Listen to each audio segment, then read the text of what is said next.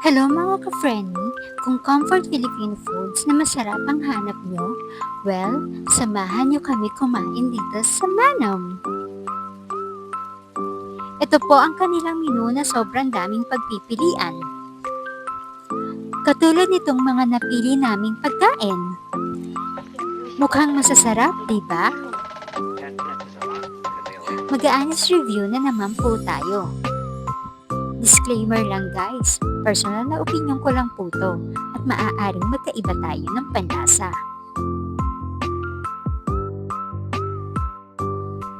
Toyo at suka, ito pa lang pwede ng pang-ulam. Tara, at tikman na natin. Ito ang kanilang braised and fried chicken and pork adobo with flakes.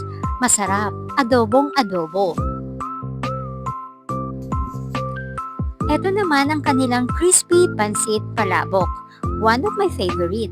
Sobrang nagustuhan ko. Lalo na ang kanilang sauce, palabok na palabok talaga.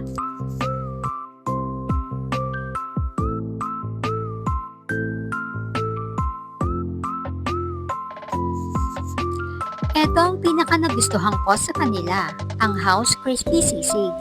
Crispy talaga. At take note, hindi siya maanghang at sobrang sarap.